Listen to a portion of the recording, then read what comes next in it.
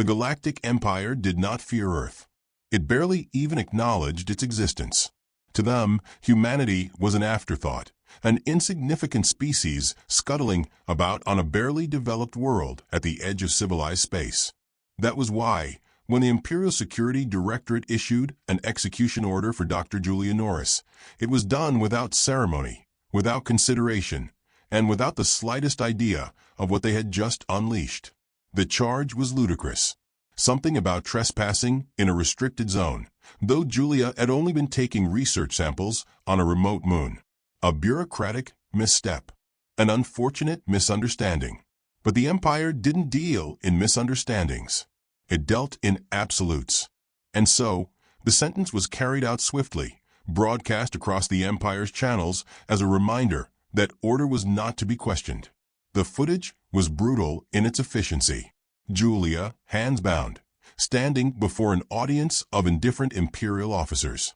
The executioner, a towering enforcer in obsidian armor, reading out her sentence in that droning, soulless Imperial cadence. A moment of silence. Then the cold, impersonal hum of a plasma blade slicing through the air. The body crumpled. The broadcast ended. And with it, the fate of the Galactic Empire was sealed. On Earth, inside a dimly lit military compound buried beneath a mountain, a man sat in silence. The only sounds in the room were the slow ticking of a clock and the faint crackle of an old record player spinning Ride the Lightning.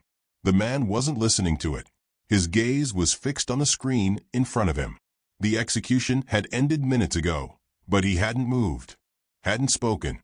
John Norris had never been a man prone to sentimentality.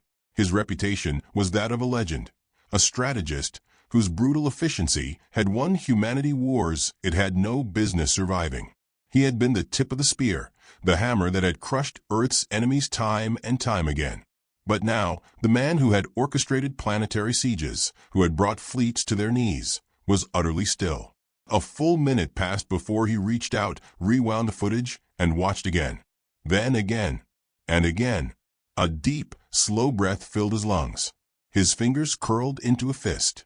The AI assistant embedded in the walls of his war room, a program known as Karen, finally broke the silence.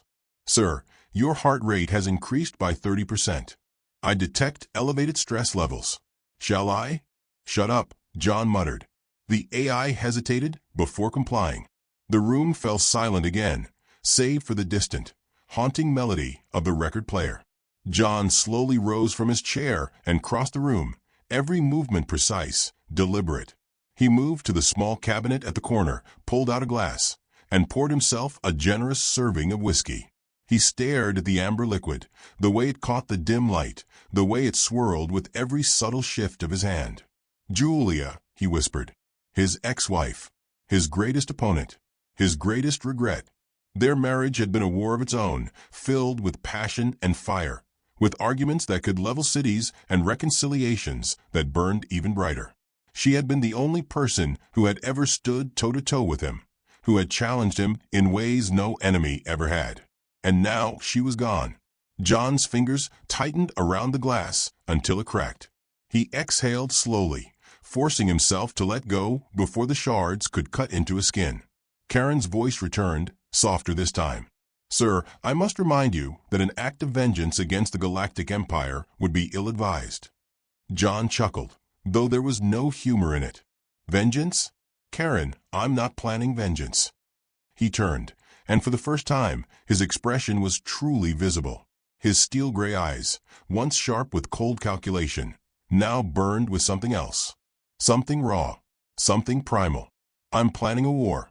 The doors to the underground command bunker slammed open as John strode in, his presence alone enough to send a ripple through the gathered officers. They had known him in his prime. Some had fought beside him, others had merely heard the stories. But every single one of them knew that when John Norris walked into a room with that look in his eyes, something world-shattering was about to happen. "Sir," began one of the generals, but John silenced him with a single glance. "Sit down," he ordered. They obeyed, not because of rank, not because of protocol, but because John Norris commanded people the way gravity commanded planets. A massive holographic display flickered to life, filling the room with a three-dimensional map of the galaxy. John's voice was calm, measured, but there was an unmistakable edge to it. "The Galactic Empire just executed an Earth citizen," he said. "My ex-wife." Silence. Some of the officers shifted uneasily. Others, those who had known Julia, lowered their gazes. John continued, pacing slowly. "They didn't do this because she was a threat.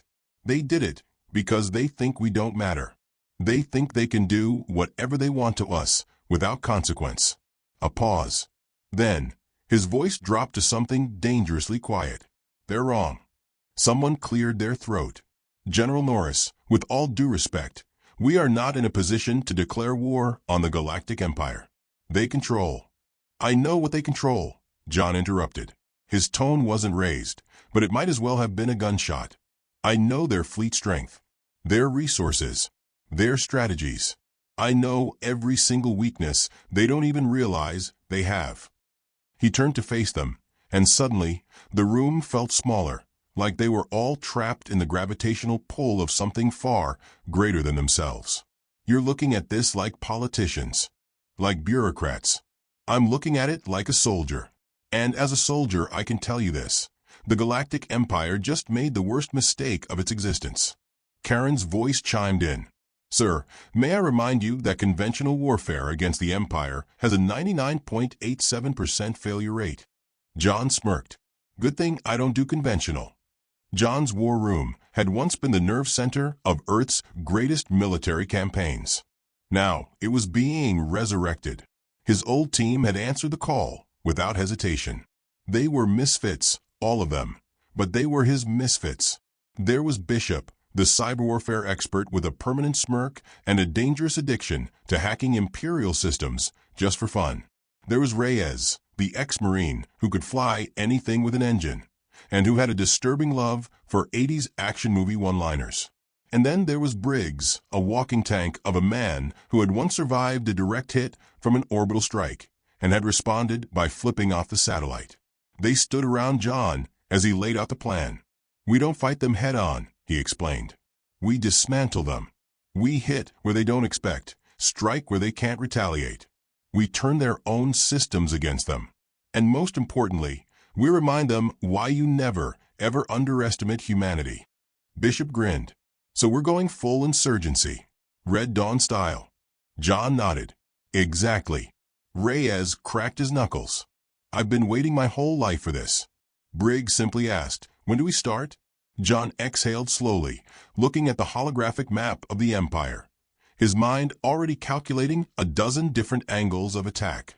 Then he reached over and turned off the record player, cutting Ride the Lightning short. He looked up at his team. "We start now." The bridge of the Imperial dreadnought Vainglory hummed with the quiet efficiency of a well-oiled war machine. Grand Strategist Vosk stood at the command console, his tall, serpentine form coiled with the rigid posture of authority. The fleet had received intelligence that a small group of human insurgents had stolen an Imperial vessel and were actively engaging in what the reports referred to as tactically erratic behavior. He found the phrase amusing. Humanity, as a species, had never been noteworthy. Their technology was laughably primitive, their fleet capabilities insignificant, and their soldiers undisciplined brutes who relied more on emotions than strategy. The idea that a single man, this so-called General John Norris, believed himself capable of standing against the Empire was an insult to military science. "Have they responded to our demand for surrender?" Vosk inquired, running a clawed hand across the holographic display. It showed the stolen vessel, a mere corvette, zigzagging unpredictably through the star lanes, defying every known combat protocol. The comms officer, a thin-framed Atholian, hesitated. They responded, strategist. Vosk turned his head, narrowing his four amber eyes. "Then why have we not already disabled their engines?" The officer cleared his throat and played back the response. A grainy audio feed crackled to life, followed by a man's voice, smug and dripping with insubordination. "Hey, this is John Norris, Earth's reigning champion of screwing over empires. Look, I know how this is supposed to go. You demand we surrender, we refuse, and then we get into a big, dramatic fight, blah, blah, blah. But I'll save us both sometime. You're going to lose. Spectacularly. So why don't we just skip to the part where you panic and try to figure out how a primitive species just humiliated you? The comms channel cut out. Silence fell over the bridge. Vosk blinked slowly. That was unexpected. The officer nodded. Sir, the humans are unpredictable. Vosk exhaled through his nostrils. Unpredictability is not a strategy. Fire ion disruptors and disable their vessel. Across the void of space, the Vainglory's primary batteries glowed, then discharged a focused wave of electromagnetic disruption toward the stolen corvette. The Empire's weaponry was designed for precision. There was no escape from its reach. The pulse crackled forward, arcing through the silence of space, striking the human vessel dead on. And then nothing. Vosk frowned. The human ship continued flying in erratic spirals, broadcasting a song, an archaic human melody filled with aggressive drum beats and distorted guitar riffs. The words were unintelligible, but the energy was unmistakable. Sir, an officer muttered, horror creeping into his voice. They're playing Thunderstruck. Vosk's tail twitched. I fail to see the significance. The officer's skin paled. It means they're about to do something insane. And then the human ship disappeared. Not via cloaking, nor through any known form of advanced technology. It had simply performed a maneuver so reckless, so illogical, that it defied every expectation of modern warfare. They entered the debris field, sir, a lieutenant shouted. No ship can navigate that. They'll be ripped apart. But John Norris was not bound by what was possible. He was bound only by what would cause maximum chaos. His corvette wove between shattered hulls of ancient warships, scraping through fields of floating metal at impossible angles. His crew hooped and hollered like maniacs, delighting in their own madness. Vosk felt his chest tighten. He had commanded fleets for decades, studied war from every angle, but he had never seen anything like this. The humans were not fighting with strategy. They were fighting with instinct, with gut reactions that bypassed logic entirely. They made no sense, and that made them terrifying. The fleet hesitated, adjusting targeting trajectories, recalibrating fire control. That hesitation was all the humans needed. From within the debris field, the stolen corvette executed a slingshot maneuver, accelerating at a rate no rational pilot would attempt. The ship burst forth, now behind the Empire's battle line. And then it fired. Not torpedoes, not energy blasts. Escape pods, dozens of them, launched at maximum velocity, spinning wildly toward the fleet. They fired personnel pods, Vosk muttered, eyes narrowing. Why? Then he realized. The pods weren't carrying soldiers. They were filled with crude explosives, stripped-down thrusters, and for reasons he could not comprehend, massive speakers that blared human battle cries and snippets of their most deranged pop culture. The pods smashed into Imperial cruisers, detonating on impact. Explosions rippled through the fleet, not enough to destroy, but enough to cause mass confusion. Officers screamed orders. Pilots veered off course. The once perfect formation was crumbling. Get me an open channel. Vosk barked. The channel crackled. Norris's voice returned, casual and dripping with amusement. I assume you're calling to apologize. Vosk's hand curled into a fist. You have made a critical error, human. Norris's laugh was light-hearted, almost friendly. Yeah? I'm willing to bet you're about to say something like, you don't know what you've started. And I gotta tell you, buddy, I absolutely know what I started. Vosk's tail lashed against the floor. Your rebellion is insignificant. You keep telling yourself that, Norris said. Meanwhile, your fleet's on fire, your officers are screaming, and you just got outmaneuvered by a bunch of idiots with duct tape and a death wish. So tell me, Vosk, who's really insignificant here? The line went dead. The Vainglory's alarms blared as another explosion rocked the hull. Vosk stared at the battlefield, struggling to make sense of what had just happened. The Empire had faced enemies before. Organized threats, calculated resistance. But it had never faced humans like this. On the far side of the battlefield, John Norris leaned back in the pilot's chair, boots propped up on the console, as his crew celebrated. Bishop spun in his seat, grinning. "Did you see their faces?" I swear, one of those squid-faced bastards looked like he just watched The Exorcist for the first time. Reyes was still laughing. "I can't believe the thunderstruck maneuver actually worked. You owe me 20 credits, John." John smirked.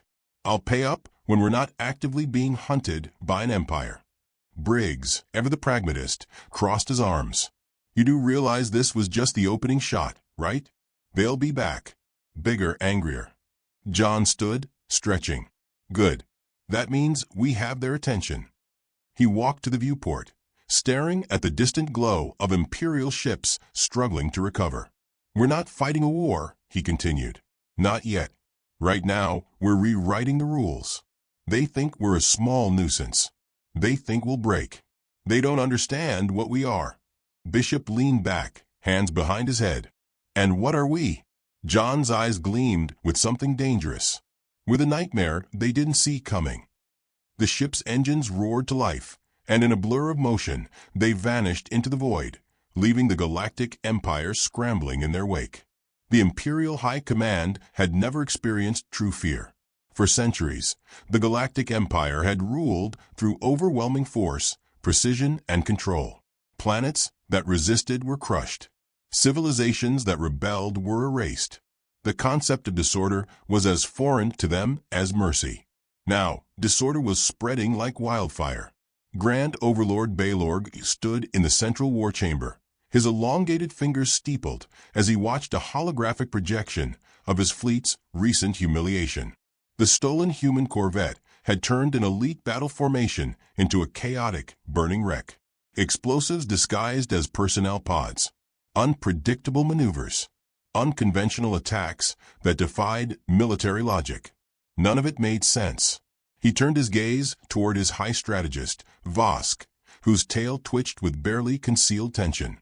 "Explain," Balorg said, his voice the perfect balance of icy calm and impending doom. Vosk swallowed before speaking. "The human forces are irrational." Balorg's eyes narrowed. "Do not mistake incompetence for unpredictability. They are primitive, ill-equipped, and severely outnumbered. And yet, you stand before me explaining how a single stolen corvette humiliated an Imperial fleet." Vosk hesitated, knowing any excuse would only dig his grave deeper. "Sir, their tactics disregard standard strategic models. They react to situations without logical structure. We anticipated calculated resistance, but they fight as if they enjoy it." Balorg exhaled through his nostrils, a slow, measured release of frustration. He turned toward the gathered officials, admirals, governors, and intelligence operatives who ruled the Empire with an iron grip. "I want everything we know about this John Norris." A comms officer nodded hurriedly, bringing up the limited intelligence they had. A rotating holographic image of Norris appeared, grizzled, battle-worn, eyes filled with that sharp, dangerous spark of human audacity. The information was sparse. Earth was an unimportant backwater, and this man should have been just another relic of its minor military history. One of the intelligence analysts, a pale-skinned Arthari with twitching eye stalks, adjusted his datapad. "Sir, after the execution of the human female, General Norris appears to have reassembled a group of former Earth combat specialists. They are currently operating with stolen Imperial technology, inciting small-scale insurgencies across multiple sectors." Balorg's fingers curled. "And how exactly has this small-scale insurgency resulted in 3 compromised supply lines, 2 destroyed outposts, and the utter failure of our naval blockade?" The analyst flinched. "Their methods are unorthodox." Vosk exhaled sharply. "They used a fake distress signal to lure our ships into an asteroid field, then proceeded to—" He hesitated, his dignity preventing him from saying it aloud. "Say it," Balorg commanded. Vosk clenched his jaw. "They boarded our flagship dressed as Imperial inspectors and disabled our primary weapon systems using nothing but a wrench, chewing gum, and a human snack food known as duct tape." A terrible silence filled the chamber. Balorg's eye twitched. You are telling me that the greatest fleet in the known galaxy was incapacitated by tape? Vosk looked at the floor. And gum. Baylorg's nostrils flared. They mock us. The analyst hesitated before continuing. Sir, our intelligence teams have been analyzing human cultural archives in an attempt to decipher their combat philosophy. What we've found is disturbing. Baylorg gestured impatiently. Show me. The holographic display shifted, now showcasing human media, ancient battle footage, historical records, but also strange, chaotic imagery of impossible wars. Explosions. Firefights. A lone human facing an army with nothing but sheer audacity and an arsenal of one-liners. One of the clips played a man in ragged clothing, bloodied yet grinning. Yippee-ki-yay, mother. The analyst quickly skipped to another. A grizzled soldier growled, if it bleeds, we can kill it. Then another, I'll be back. Then, welcome to Earth. Baylorg's gaze darkened. What am I looking at? The analyst licked his lips nervously. Sir, these are their historical combat records. Baylorg's head snapped toward him. You're telling me this is real? The analyst hesitated. We're not sure. Baylorg turned toward his assembled strategists. Their entire culture is built around war. They worship destruction. They tell stories about impossible victories because they believe in them. They are not just warriors. They are madmen. The room shifted uncomfortably. Baylorg straightened. No more underestimating them. We will respond with overwhelming force. Vosk cleared his throat. Sir, their attacks have been inconsistent. They strike random targets, hit and run before we can counterattack. It's as if they have no clear objective. Baylorg stared at the spinning image of Norris. They have an objective. The silence lingered. They're coming for me. John Norris leaned back in the captain's chair of his newly acquired warship, the former Imperial cruiser Daggerfall, now repurposed as his personal command vessel. The bridge crew, Bishop, Reyes, Briggs, sat in their respective stations, grinning like idiots. The latest mission had gone even better than expected. They'd not only stolen a shipment of Imperial weapons, but they'd also replaced the security database with footage of Looney Tunes. Bishop was still laughing. Man, you should have seen those idiots trying to decrypt our hacked files. The entire system just played that one scene of the coyote falling off a cliff on repeat. Reyes snorted. Classic. But let's be real, John. This isn't just about causing chaos. Where's this all going? John exhaled, rubbing his jaw. He stared at the galactic map hovering in front of him. They're reacting now. Hard. The moment we embarrass them, we force them to take us seriously. That was step one. Briggs folded his arms. And step two. John's lips curled into a slow, dangerous grin. We make them afraid. Silence settled over the crew as the weight of those words sank in. John leaned forward, his voice lower, sharper.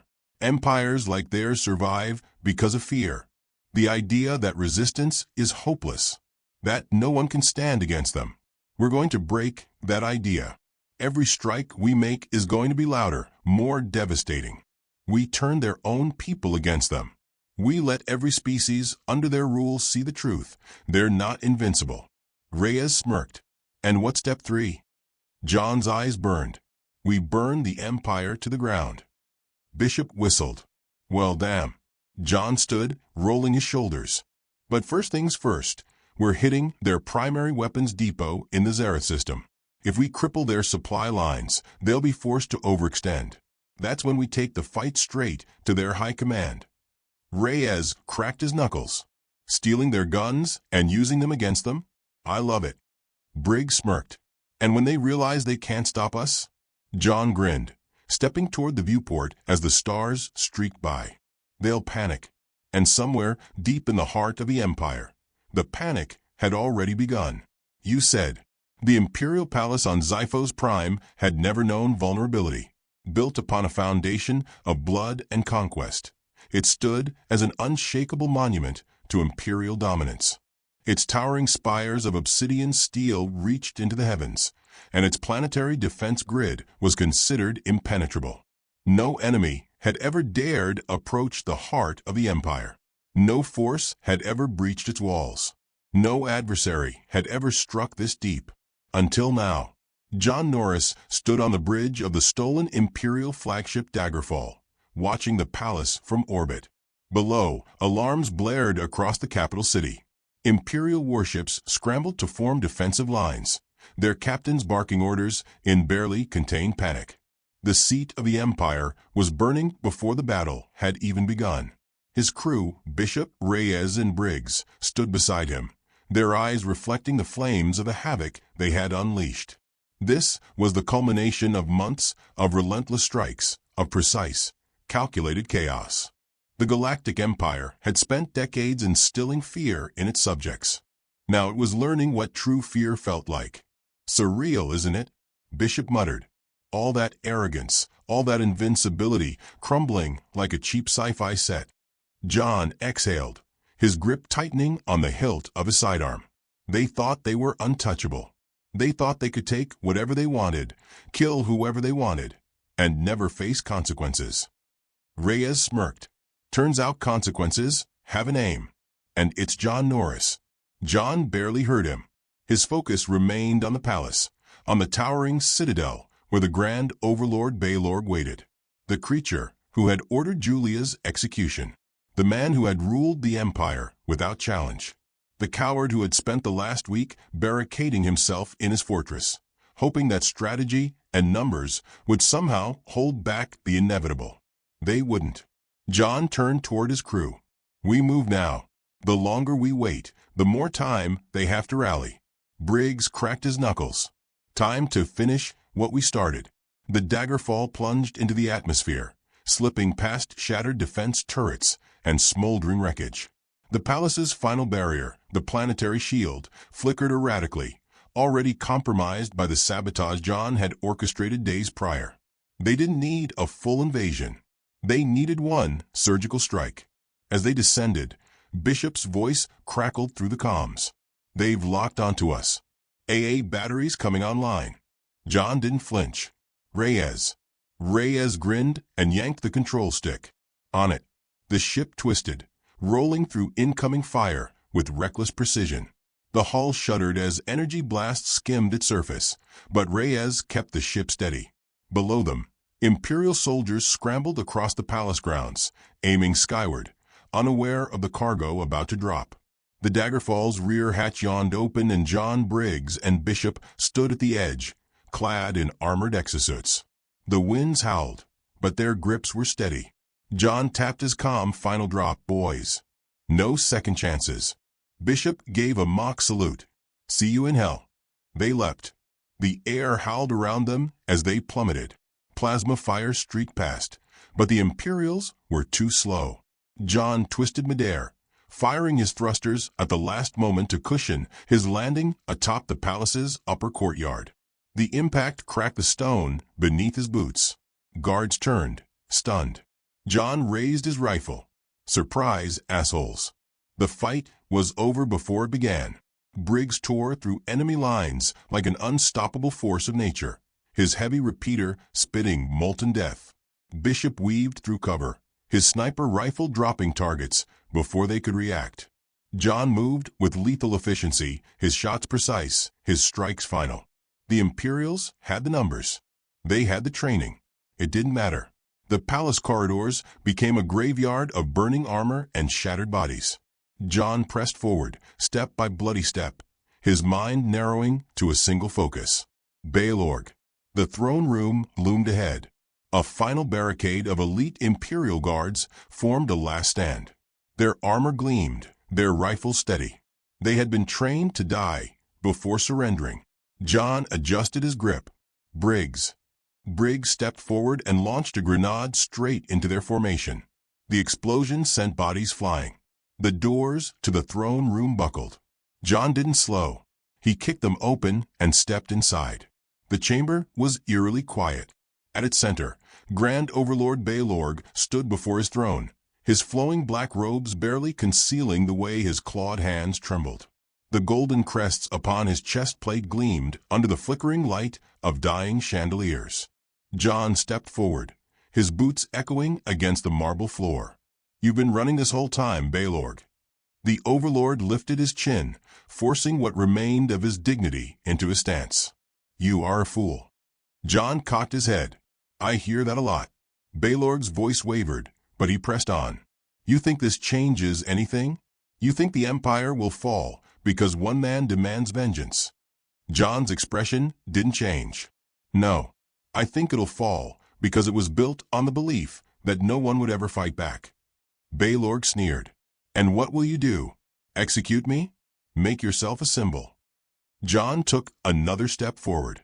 No, Balorg. I'm not here to make speeches. He raised his gun. Balorg's facade cracked. Wait. The shot rang out. The overlord crumpled, the energy blast searing straight through his chest. His golden crest fell to the floor, clattering uselessly. For the first time in its history, the Galactic Empire was without a ruler.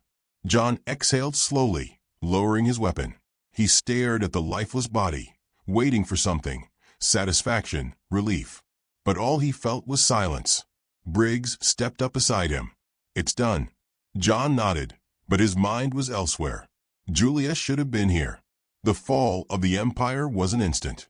It unraveled in stages, planets declaring independence, imperial officers turning on one another, warlords scrambling to fill the void. The name Jon Norris spread across the stars like wildfire. Some called him a hero. Others called him a terrorist. But none could deny he had shattered the unshatterable. A week after the Overlord's death, Jon stood on the bridge of the Daggerfall, staring into the vast emptiness of space. The war was over. The mission was complete. And yet, the weight in his chest remained. Bishop leaned against the console, watching him. So, that's it, huh? Jon didn't answer. Reyes chimed in from a pilot seat. What now? The galaxy's free. We did what we came to do. Jon exhaled, shaking his head. There's always another war. Briggs grunted. You sticking around for this one? Jon stared at the stars, lost in thought. The vengeance that had driven him was fulfilled, but the road ahead stretched long. He had no home to return to, no purpose beyond the fight. A slow smirk curled his lips. I think I'll see where trouble takes me. Bishop chuckled. Yeah, that sounds about right. Reyes grinned, flipping the ship's controls. Well then, Captain Norris, where to? Jon glanced at the galactic map, then leaned back, hands resting behind his head. Let's find out. The engines roared to life, and Jon Norris vanished into the stars.